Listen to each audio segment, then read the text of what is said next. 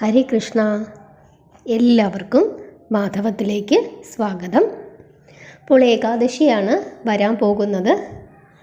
March 6-ാം തീയതിയും 7-ാം തീയതിയുമായിട്ടാണ് ഏകാദശി തിഥി വരുന്നത്. അതിൽ വൈഷ്ണവ സമ്പ്രദായം അനുസരിച്ചിട്ട് നമ്മളെപ്പോഴും പറയും ഏകാദശിയും മഹാദ്വാദശിയും ചേർന്ന് വരുന്ന ദിവസമാണ് നമ്മൾ ഏറ്റവും പുണ്യമായി കണക്കാക്കുന്നത്. അതുകൊണ്ട് കേരളത്തിലുള്ളവരും UAE പോലുള്ള സ്ഥലങ്ങളിലും, അതായത് അറബ് രാജ്യങ്ങളിലുമുള്ള ആളുകളും ഇന്ത്യയിലുള്ളവരും എല്ലാവരും തന്നെ നമ്മൾ 7-ാം തീയതിയാണ് വൈഷ്ണവ ഏകാദശിയായിട്ട് ആചരിക്കുന്നത്. അങ്ങനെ 7-ാം തീയതി നമ്മൾ ആചരിക്കുമ്പോൾ 6-ാം തീയതി നമ്മൾ ഒരിക്കലുണ്ട്, 7-ാം തീയതി നമ്മൾ ഏകാദശിയായിട്ടിരിക്കുക, 8-ാം തീയതി നമ്മൾ മഹാശിവരാത്രി. അപ്പോൾ അതിനെ പറ്റിയിട്ടുള്ള വിശദമായ, അതായത് നമ്മളുടെ കേരളത്തിലും ഇന്ത്യയിലും അതുപോലെ തന്നെ ഗൾഫ് രാജ്യങ്ങളിലുമൊക്കെയുള്ള ഏകാദശിയെ പറ്റിയിട്ടുള്ള വിശദമായ വീഡിയോ ഇതിന് ശേഷം ഞാനിടാം. ഇപ്പോൾ നമ്മൾ ഇന്നത്തെ വീഡിയോയിൽ പറയുന്ന കാര്യം, ചില സ്ഥലങ്ങളിൽ ഏകാദശി, അതായത് വൈഷ്ണവ ഏകാദശി 6-ാം തീയതിയാണ്. അതായത് അമേരിക്കയിൽ, ഇംഗ്ലണ്ടിലും ഈ 2 സ്ഥലങ്ങളിൽ ഏകാദശി വരുന്നത്, വൈഷ്ണവ ഏകാദശി വരുന്നത് മാർച്ച് 6-ാം തീയതിയാണ്. അപ്പോൾ അവിടെയുള്ള ആളുകൾക്ക് വേണ്ടിയിട്ടാണ് നമ്മൾ ആദ്യം ഇത് പറയുന്നത്. അതുപോലെ തന്നെ വിജയ ഏകാദശി, ഈ ഏകാദശിയുടെ പേരാണ് വിജയ ഏകാദശി. എന്താണ് പ്രത്യേകത, കഥ എന്നും കൂടെ നമുക്ക് നോക്കാം. അപ്പോൾ അമേരിക്കയിൽ ഉള്ള ആളുകൾ വിജയ ഏകാദശിയായിട്ട് ആചരിക്കേണ്ട ദിവസമെന്ന് പറയുന്നത് മാർച്ച് 6-ാം തീയതിയാണ്, ബുധനാഴ്ച ദിവസം. അവരുടെ പാരണാ സമയവും കൂടെ ഇപ്പം തന്നെ ഞാൻ പറഞ്ഞേക്കാം. അവരുടെ പാരണാ സമയം, അതായത് അമേരിക്കയിലുള്ള ആളുകളുടെ പാരണാ സമയം 6:28 മുതൽ 10:21 വരെയാണ്. അതായത് മാർച്ച് 7-ാം തീയതി രാവിലെ 6:28 മുതൽ 10:21 വരെയാണ്. അതുപോലെ ഇംഗ്ലണ്ടിലുള്ള ആളുകളും മാർച്ച് 6-ാം തീയതി ബുധനാഴ്ചയാണ് ഏകാദശി എടുക്കേണ്ടത്. അവരുടെ പാരണാസമയം എന്ന് പറയുന്നത് മാർച്ച് 7-ാം തീയതി 6:32 മുതൽ 10:18 വരെയാണ്. അപ്പോൾ ഈ 2 സ്ഥലങ്ങളിലുള്ള ആളുകളും മാർച്ച് 5-ാം തീയതി ഒരിക്കലുണ്ടിട്ട് 6-ാം തീയതി ഏകാദശി എടുക്കുക, 7-ാം തീയതി പാരണ വീടുക. അതാണ് ചെയ്യേണ്ടത്. എന്തിനാണ് നമ്മൾ ഏകാദശി എടുക്കുന്നത്? നമ്മളുടെ സകലവിധ പാപങ്ങളിൽ നിന്നും നമ്മൾ മുക്തരാകാനും നമുക്ക് മോക്ഷം ലഭിക്കുന്നതിന് വേണ്ടിയിട്ടുമാണ് നമ്മൾ ഏകാദശി എടുക്കുന്നത്. അപ്പോൾ നമുക്ക് പാപങ്ങൾ ഉള്ളത് കൊണ്ടാണ് നമ്മുടെ ഈ ജീവിതത്തിൽ, അതായത് നമ്മൾ ജീവിക്കുന്ന ഈ ജീവിതത്തിൽ നമുക്ക് ഒരുപാട് ദുഃഖങ്ങളും പ്രയാസങ്ങളും ദുരിതങ്ങളും ഒക്കെ വരുന്നത്. എന്ത് ചെയ്താലും ചില സമയത്ത് നമ്മൾ എങ്ങനെ പ്രയത്നിച്ചാലും നമുക്കതിനൊരു ഫലമില്ലാതാവുക, നമ്മുടെ ജീവിതത്തിൽ ഒരുപാട് കഷ്ടപ്പാടുകളും ബുദ്ധിമുട്ടുകളും ദുരിതങ്ങളും ഉണ്ടാവുക. ഇങ്ങനെയൊക്കെയുള്ള ഒരുപാട് പ്രശ്നങ്ങൾ നമുക്കും നമ്മുടെ കുടുംബത്തിനും ഉണ്ടാകുന്നത് നമ്മുടെ ഈ ജന്മത്തോ നമ്മൾ മുൻ ജന്മങ്ങളിലോ ചെയ്ത പാപത്തിൻ്റെ ഫലമായിരിക്കാം, അതല്ലെങ്കിൽ നമ്മുടെ വീട്ടുകാർ ചെയ്തതിൻ്റെ പാപത്തിൻ്റെ ഫലമായിരിക്കാം, കുടുംബപരമായിട്ടുള്ള പാപങ്ങളുടെ ഫലമായിരിക്കും, അല്ലേ? ചിലർ പറയും ചില കുടുംബത്ത് ജനിച്ചു കഴിഞ്ഞാൽ തലമുറകളായിട്ട് ആ ദോഷം അനുഭവിക്കുമെന്ന് പറയും. അപ്പം ഇങ്ങനെയൊക്കെയുള്ള ആ പാപമോചനത്തിന് വേണ്ടിയിട്ടാണ് നമ്മൾ ഏകാദശി വ്രതം എടുക്കുന്നത്. അപ്പോൾ അതിൻ്റെ അർത്ഥം എന്താണ്? നമുക്ക് മൊത്തത്തിലുള്ള ഒരു ഐശ്വര്യം, ഈ പാപങ്ങളിൽ നിന്നെല്ലാം മോചിക്കപ്പെട്ട് നമുക്ക് മൊത്തത്തിൽ നമുക്ക് നമ്മുടെ കുടുംബത്തിനും ഐശ്വര്യവും സമാധാനവും ഉണ്ടാവുകയും അതുകൂടാതെ നമ്മളുടെ അവസാനം നമ്മൾ പരമമായ മോക്ഷത്തെ പ്രാപിക്കുകയും ചെയ്യുന്നതിന് വേണ്ടിയിട്ടാണ് നമ്മൾ ഏകാദശി എടുക്കുന്നത്. അപ്പോൾ എത്രത്തോളം പ്രാധാന്യമാണ് ഏകാദശി എടുക്കുന്നത് എന്നതുകൊണ്ട് നമ്മൾ മനസ്സിലാക്കുക. സ്ഥിരമായി ഏകാദശി എടുക്കുന്ന മനുഷ്യർക്ക് അതിൻ്റേതായ മാറ്റം നമുക്ക് കാണാനായിട്ട് പറ്റും. ഒരു മാസത്തിൽ 2 ഏകാദശിയുണ്ട്. ഞാൻ കഴിഞ്ഞ ദിവസം കലണ്ടർ കാണിച്ചിട്ട് നിങ്ങൾക്കത് പറഞ്ഞു തന്നിരുന്നു. കാണാത്തവരുണ്ടെങ്കിൽ ആ വീഡിയോ ഒന്ന് കാണുക. കാരണം കലണ്ടറിൽ വെച്ചിട്ടാണ് ഞാനത് പറഞ്ഞു വന്നത്. എന്തുകൊണ്ട് നമ്മൾ 2 ഏകാദശി വ്രതങ്ങളും എടുക്കണം, കൃഷ്ണപക്ഷ ഏകാദശിയും അതുപോലെ തന്നെ ശുക്ലപക്ഷ ഏകാദശിയും തമ്മിലുള്ള വ്യത്യാസം, ഇതെല്ലാം നമ്മൾ അത് വിശദമായിട്ട് പറഞ്ഞു തന്നതാണ്. അപ്പോൾ അതെല്ലാവരും കാണുക, കണ്ടിട്ടില്ലാത്തവർ. അപ്പോൾ ഏകാദശി നിർബന്ധമായിട്ടും എടുക്കണം. കേരളത്തിലുള്ളവരും അറബ് രാജ്യങ്ങളിലുള്ളവരുമൊക്കെ മാർച്ച് 7-ാം തീയതിയാണ് ഏകാദശി എടുക്കേണ്ടത്. അതിനെപ്പറ്റി വിശദമായിട്ട് ഞാനിടാം. കാരണം പിറ്റേ ദിവസം നമുക്ക് മഹാശിവരാത്രി ഉണ്ട്. അപ്പോൾ കുറച്ച് കാര്യങ്ങളൊക്കെ നമ്മൾ ശ്രദ്ധിക്കേണ്ടതായിട്ടുണ്ട്. അപ്പോൾ അതുകൊണ്ട് ഞാൻ വിശദമായ മറ്റൊരു വീഡിയോ അതിനെപ്പറ്റി ഇടാം. അപ്പോൾ ഇത് അമേരിക്കയിലെയും ഇംഗ്ലണ്ടിലെയും ആളുകൾ ശ്രദ്ധിക്കുക. അവർ ചെയ്യേണ്ടത് മാർച്ച് 6-ാം തീയതിയാണ് അവർക്ക് ഏകാദശി, 7-ാം തീയതി പാരണ വീടുക. പാരണ വീടേണ്ടുന്ന സമയം ഞാൻ പറഞ്ഞു തന്നു. 5-ാം തീയതി ഒരിക്കലെടുക്കുക. ഇനി ഈ ഏകാദശിക്ക് നമ്മൾ സാധാരണ പോലെ തന്നെ നമ്മൾ പഴവർഗ്ഗങ്ങളൊക്കെ കഴിക്കുക, നമ്മൾ ധാന്യങ്ങൾ പൂർണ്ണമായും ഒഴിവാക്കുക, തേൻ, ഉലുവ മുതലായ സാധനങ്ങളൊക്കെ ഒഴിവാക്കുക. ഇങ്ങനെയൊക്കെയാണ് നമ്മൾ ചെയ്യേണ്ടത്. സാധാരണ ഏകാദശി പോലെ തന്നെ ധാന്യങ്ങളെല്ലാം ഒഴിവാക്കുന്നതാണ് എപ്പോഴും നല്ലത്. അതായത് ഗോതമ്പായാലും പയറുവർഗ്ഗങ്ങളായാലും അരിയായാലും എല്ലാം പൂർണ്ണമായിട്ട് ഒഴിവാക്കിക്കൊണ്ട് പഴങ്ങളും പച്ചക്കറികളും കഴിച്ച് പാലൊക്കെ കുടിച്ചിരിക്കുക. അതാണ് നമ്മൾ ചെയ്യേണ്ടത്. പരമാവധി സമയം പ്രാർത്ഥിക്കുക. ഉപവസിക്കാൻ പറ്റുന്നവർ ഉപവസിക്കുക. ഇനി ജലം കുടിച്ച് ഏകാദശി എടുക്കാൻ പറ്റുന്നവർ അങ്ങനെ എടുക്കുക. ഇതാണ് നമ്മൾ ചെയ്യേണ്ടത്. ഇനി എന്താണ് വിജയ ഏകാദശിയുടെ കഥ, വ്രതകഥ എന്താണ്? അതാണ് ഇന്ന് പറയാൻ പോകുന്നത്. അതെല്ലാവരും ശ്രദ്ധിച്ചു കേൾക്കണം. നമ്മൾ ഭഗവാൻ ശ്രീരാമചന്ദ്രനെ പറ്റി കേട്ടിട്ടുണ്ട്. ഭഗവാൻ ശ്രീരാമചന്ദ്രൻ മനുഷ്യരൂപത്തിലാണ് ഭൂമിയിൽ ജീവിച്ചത്. അതായത് നമ്മൾ ദശാവതാരങ്ങൾ നമ്മൾ പഠിക്കും. ദശാവതാരങ്ങൾ പഠിക്കുമ്പോൾ അതിൽ ശ്രീരാമചന്ദ്ര ഭഗവാൻ മാത്രമാണ് പൂർണ്ണമായ മനുഷ്യനായി ഭൂമിയിൽ ജീവിച്ചത്. ബാക്കിയുള്ളവരെല്ലാം ഒരുപാട് ലീലകളാടി, പല ലീലകളുടെയും അർത്ഥങ്ങൾ നമുക്കറിയില്ല. അവർക്കൊക്കെ ഒരു ദൈവികാംശത്തോടു കൂടി തന്നെയാണ് അവർ ഈ ഭൂമിയിൽ ജീവിച്ചത്. അതുകൊണ്ട് തന്നെ അതിൽ നിന്നും വ്യത്യസ്തനാക്കുന്ന ആളാണ് ശ്രീരാമചന്ദ്ര പ്രഭു. കാരണം അദ്ദേഹം സാധാരണ ഒരു മനുഷ്യനെ പോലെയാണ് ജീവിച്ചത്. അതായത് അദ്ദേഹത്തിന് ഒരുപാട് അത്ഭുത സിദ്ധികളുണ്ടായിരുന്നു. കാരണം ഭഗവാൻ മഹാവിഷ്ണുവിൻ്റെ അവതാരമാണ്. എങ്കിലും അദ്ദേഹം അതൊന്നും ഈ ഭൂമിയിൽ ജീവിച്ചപ്പോൾ പ്രകടമാക്കിയിരുന്നില്ല. അതിന് ഉദാഹരണങ്ങൾ ഒരുപാടുണ്ട്. കാരണം അദ്ദേഹത്തിന് ഒരുപാട് ദുഃഖങ്ങൾ സഹിക്കേണ്ടി വന്നു. കാരണം അദ്ദേഹത്തിന് രാജാവാകേണ്ടുന്ന ആ സമയമായപ്പോഴേക്കും അദ്ദേഹത്തിന് എവിടെ പോകേണ്ടി വന്നു? കാട്ടിൽ പോകേണ്ടി വന്നു. ആ സമയത്ത് അച്ഛൻ്റെ മരണമുണ്ടാകുന്നു. അതൊരു വലിയ ദുഃഖമാണ്. അതിനുശേഷം കാട്ടിൽ അദ്ദേഹം അനുജൻ്റെയും ഭാര്യയുടെയും കൂടെ താമസിക്കുമ്പോൾ ഒരുപാട് പ്രശ്നങ്ങൾ അദ്ദേഹത്തിന് നേരിടേണ്ടി വരുന്നു. അതെല്ലാം ഒരു സാധാരണ മനുഷ്യൻ എങ്ങനെയാണോ നേരിടുന്നത് അതുപോലെ തന്നെയാണ് അദ്ദേഹം നേരിട്ടത്, അല്ലേ? അതിനുശേഷം അദ്ദേഹത്തിൻ്റെ ഭാര്യയെ രാവണൻ പിടിച്ചുകൊണ്ട് പോകുന്നു. അവിടെയും അദ്ദേഹം കുരങ്ങന്മാരുടെ സഹായം തേടുകയാണ്, വാനരസേനയുടെ സഹായം തേടുകയാണ്. ഹനുമാൻ മുതലായ വാനരസേനയുടെ സഹായം തേടിയിട്ടാണ് അദ്ദേഹം പോകുന്നത്. അല്ലാതെ ഞാനൊരു രാജാവാണ് അതുകൊണ്ട്, അല്ലെങ്കിൽ ദൈവമാണ് അതുകൊണ്ട് എനിക്ക് സ്വയം ഇതൊക്കെ ചെയ്യാൻ പറ്റുമെന്നുള്ള നിലയിലല്ല അദ്ദേഹം ഒന്നും തന്നെ പ്രവർത്തിച്ചത്.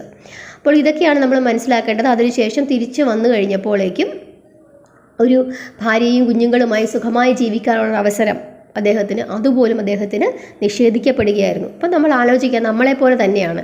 കാരണം നമ്മുടെ ജീവിതത്തിൽ നമ്മളും ഇങ്ങനെ ഒരുപാട് പ്രശ്നങ്ങൾ കൂടെയാണ് മുമ്പോട്ട് പോകുന്നത്. അതുപോലെ ഉള്ള ഒരുപാട് പ്രശ്നങ്ങൾ കൂടെ മാത്രമാണ് ആരും പോയത്? ഭഗവാൻ ശ്രീരാമചന്ദ്ര പ്രഭുവും പോയത്. അദ്ദേഹം ഒരു സാധാരണ മനുഷ്യനായിട്ടാണ് അവതരിച്ചത്. ഇപ്പോൾ നമ്മളിത് ഇവിടെ പറയാൻ കാരണം നമ്മുടെ വിജയ ഏകാദശിയുമായിട്ട് ബന്ധപ്പെട്ടാണ്. അതായത് ഭഗവാൻ ശ്രീരാമചന്ദ്രൻ്റെ ഭാര്യയായ ജാനകി ദേവിയെ രാവണൻ പിടിച്ചുകൊണ്ടു പോയതിന് ശേഷം അദ്ദേഹം അന്വേഷിച്ച് ശബരിമാതാവിൻ്റെ അടുത്ത് ചെന്നു. അതിനുശേഷം സുഗ്രീവൻ്റെ അടുത്ത് ചെല്ലുന്നു, ബാലി സുഗ്രീവ വധം. അതിനുശേഷം ഹനുമാൻ സ്വാമിയുടെ അടുത്തേക്ക് ചെല്ലുന്നു. അങ്ങനെ ഇവർ അവസാനം ഈ അറബിക്കടൽ കടക്കണമല്ലോ. കടൽ കടന്നാലല്ലേ അപ്പുറത്ത് ലങ്കയിലേക്ക് എത്തുകയുള്ളൂ. അങ്ങനെ കടൽ കടക്കാൻ വേണ്ടിയിട്ട് ഇങ്ങനെ ചെന്ന് നിൽക്കുമ്പോൾ എങ്ങനെയാണ് ഈ കടൽ കടന്ന് അപ്പുറത്തേക്ക് പോകേണ്ടത്? ഇങ്ങനെ പോയി കഴിഞ്ഞാൽ തന്നെ നമ്മുടെ കയ്യിൽ വലിയ സൈന്യങ്ങളൊന്നുമില്ലല്ലോ. എന്നാൽ രാവണൻ അതിശക്തിവാനാണ്. അപ്പോൾ അദ്ദേഹത്തിന് സൈന്യമുണ്ട്, നമുക്ക് സൈന്യങ്ങളില്ല. നമ്മുടെ കൂടെ ആകപ്പാടെ ഉള്ളത് ആരാണ്? വാനരപ്പടയാണ്. അപ്പോൾ ഈ കടൽ എങ്ങനെ കടക്കും, അപ്പുറത്തേക്ക് കടക്കും? ഇങ്ങനെയുള്ള ഒരുപാട് ആശങ്കകളും ചിന്തകളും മനുഷ്യരൂപത്തിലുള്ള ഭഗവാൻ ശ്രീരാമചന്ദ്രന് ഉണ്ടാകുന്നു.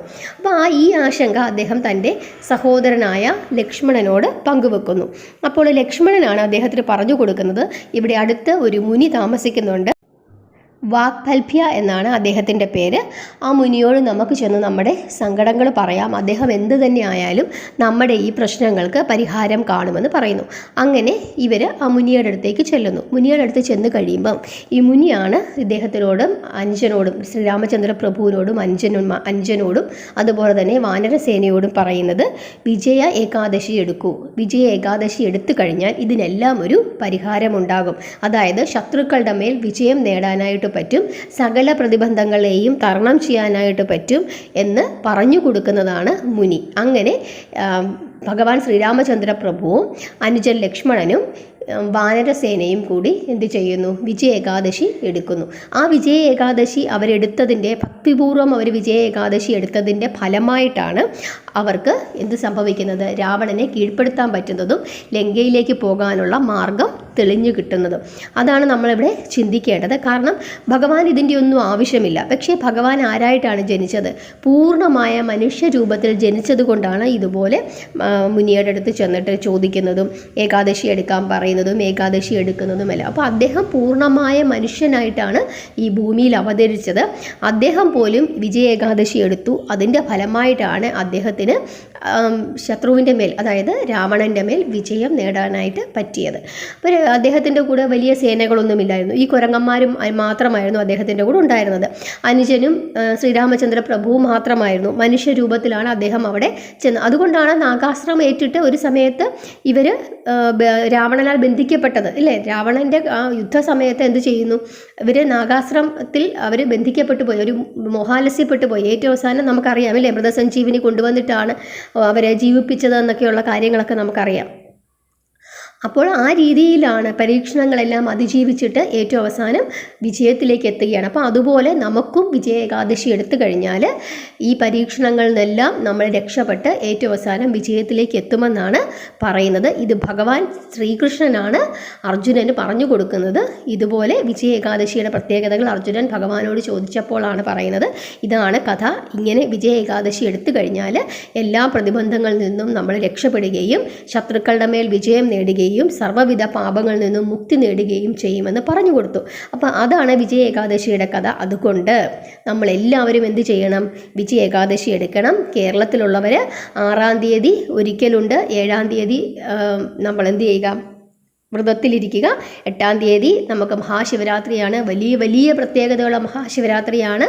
കാരണം പ്രദോഷവും ശിവരാത്രിയും കൂടി ഒന്നിച്ച് വരുന്നതാണ്. അപ്പം നിങ്ങൾക്ക് വേണ്ടിയിട്ട്, അതായത് കേരളത്തിലുള്ളവർക്കും ഗൾഫ് രാജ്യങ്ങളുള്ളവർക്കും വേണ്ടി ഒരു വീഡിയോയും കൂടെ ഞാനിടാം. അപ്പോൾ അതിനകത്ത് വിശദമായി നമ്മുടെ ഓരോരുത്തരുടെ ഓരോ സ്ഥലത്തെയും പാരണ സമയവും അതുപോലെ തന്നെ വ്രതരീതികളും പിറ്റേ ദിവസം നമ്മൾ എന്ത് ചെയ്യണമെന്നുള്ള കാര്യങ്ങളൊക്കെ അതിനകത്ത് വിശദമായിട്ട് പറയാം. ഇപ്പോൾ നമ്മൾ ശ്രദ്ധിക്കേണ്ടത് അമേരിക്കയിലുള്ളവരുടെയും ഇംഗ്ലണ്ടിലുള്ളവരുടെയും മാർച്ച് 6-ാം തീയതി അവരുടെ പാരണ സമയവും. ആ സമയം ഞാൻ പറഞ്ഞു, അത് കുറിച്ചെടുത്ത് വെച്ചിട്ട് അവരത് ചെയ്യുക. ഇതാണ് ചെയ്യേണ്ടത്. അപ്പോൾ കഥ എല്ലാവർക്കും മനസ്സിലായെന്ന് ഞാൻ വിചാരിക്കുന്നു.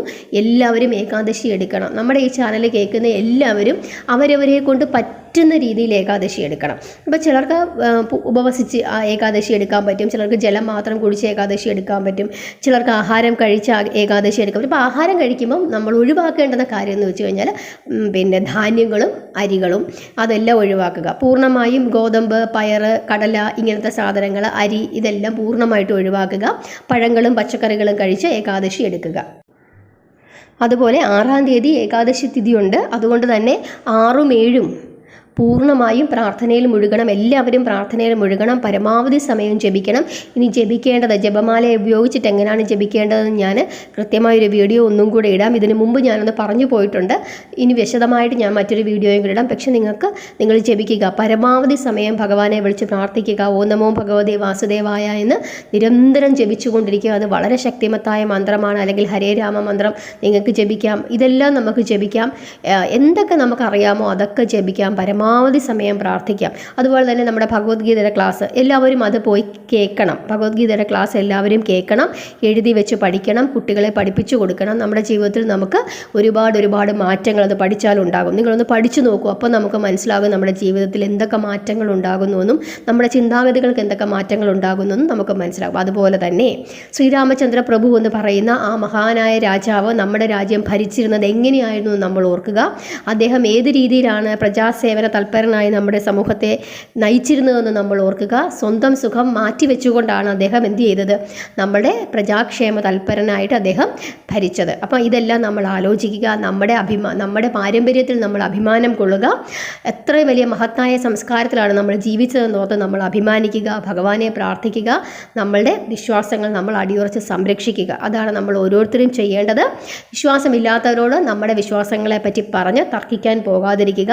നമ്മുടെ ഭഗവാനെ മറ്റുള്ളവരുടെ മുമ്പിൽ ആക്ഷേപിക്കാൻ വേണ്ടി നമ്മൾ അതിനുള്ള അവസരങ്ങൾ ഉണ്ടാക്കി കൊടുക്കാതിരിക്കുക. പരമാവധി സമയം പ്രാർത്ഥിക്കുക. നമ്മളെ പറ്റുന്ന രീതിയിൽ വ്രതങ്ങളെല്ലാം എടുക്കുക.